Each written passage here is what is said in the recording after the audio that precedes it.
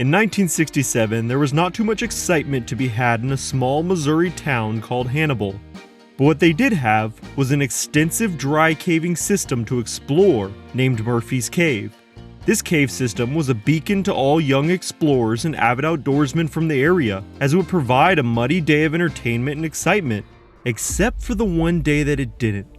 Today, I have a story unlike any other that I've covered on this channel, a story that to this day is still not solved. 3 boys on May 10th, 1967 would enter Murphy's Cave and vanish, never to be seen again. This is their story.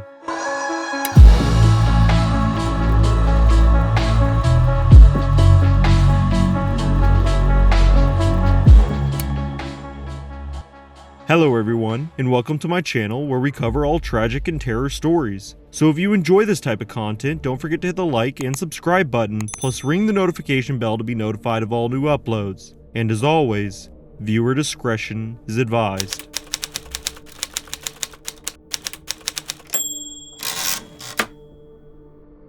May 9th would start off as any normal day did for the Hogue family. Parents would wake the children up to eat breakfast together before the 2 boys, Joel, age 13, and Billy, age 11, would have to go to school. As the family ate and discussed their plans for the day, Mrs. Hogue would remind the boys that construction was taking place on the highway that they were to avoid. Oh, and to make sure that they stayed away from that cave. Work crews were using dynamite in the surrounding area, which was creating new openings in Murphy's Cave, but also causing cave-ins. Of course, as all young boys do, they nodded their head and smiled, saying, "Yes, mother," while secretly casting glances at each other. As the day progressed, the boys' anticipation and excitement grew, as they had a secret plan that they hid from their parents. Both Hogue boys would meet up with Craig Dowell, age 14, and their friend, also an avid young explorer.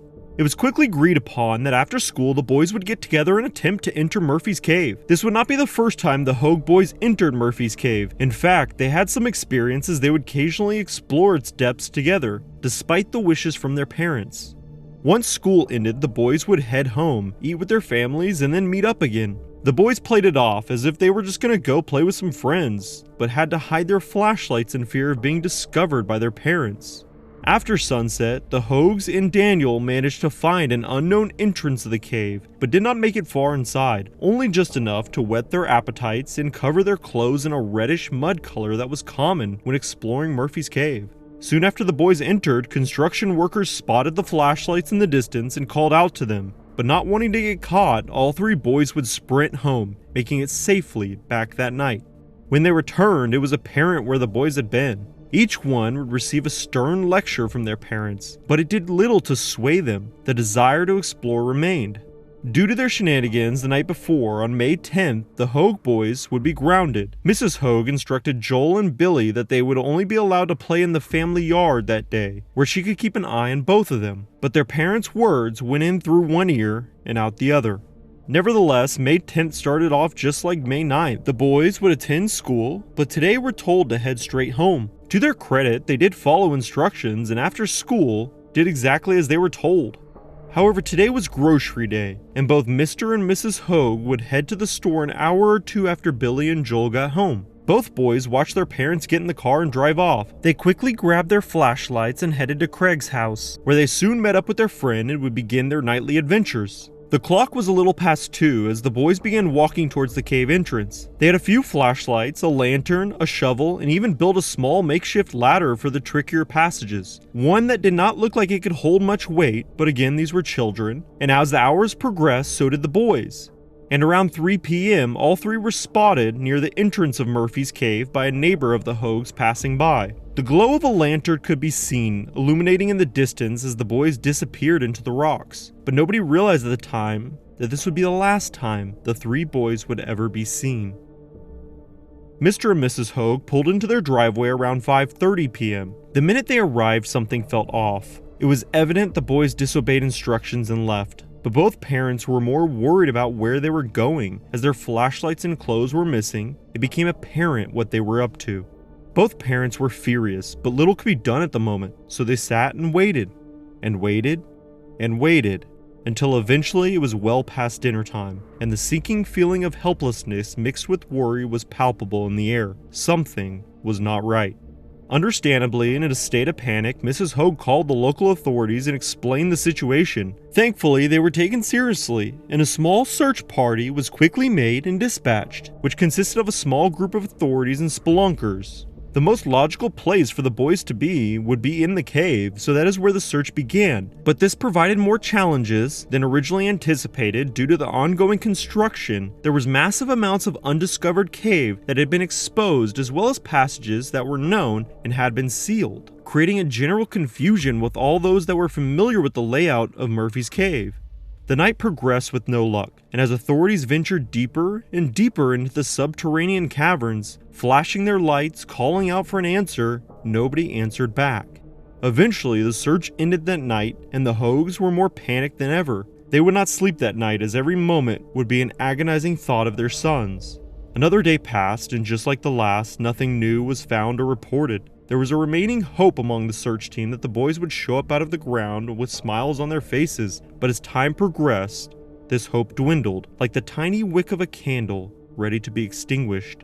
The search began to pick up traction at this point, spreading like wildfire throughout the local media and surrounding areas. It was not common for a small town to have missing children, much less 3 in one case, and naturally it brought curious individuals to volunteer and want to step in to help. It was a welcoming sight, particularly for the Hoag and Dowell families, as they just wanted answers and to see their boys again.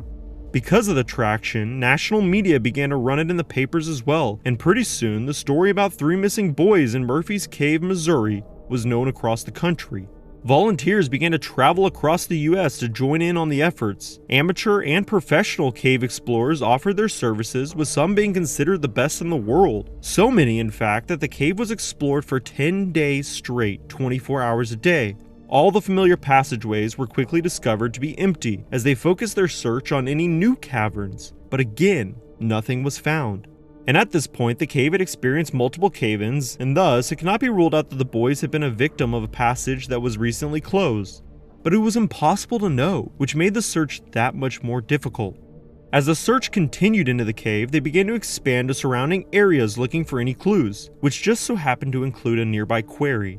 At this quarry, a small sock was found. It was just about the size of a young boy's sock, and would be the only piece of evidence that authorities claimed to have found up to this point.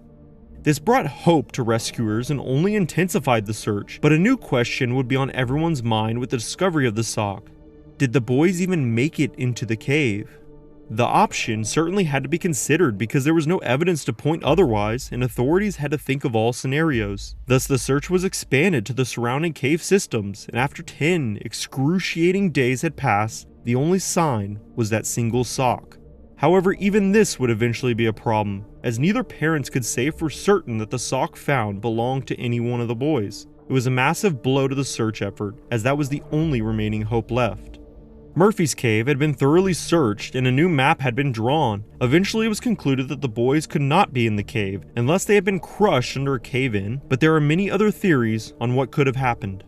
On top of that, a thorough investigation of the surrounding areas, including woods, houses, and caves, just about any other place imaginable, was looked into, but nothing could be found that pointed to the boys' whereabouts, further puzzling authorities. They even tried to bring in psychics to help with the efforts, but to no avail.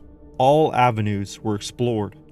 They received many anonymous leads, many being fake or dead ends, but there are a few promising paths to note. The most obvious explanation is already mentioned, a cave in the form of unstable conditions, resulting in the death of all 3 boys. There had been multiple reports of an unknown hooded figure who had watched the search attempts but not help. This was during the time that serial killer John Wayne Gacy was actively causing terror, and thus it was considered that these 3 boys fell victim to the killer clown. However, I believe this to be highly unlikely, as one, John Gacy had to have been traveling through Hannibal that same night, which according to reports was possible, as he was in the area, but his killings were usually individuals and not a group. Maybe one of the most believed theories to have been discovered is that the whole situation was a cover-up for the Hoag family. The family had connections with the sheriff's office and Department of Transportation. This, of course, is all in theory and has never been proven.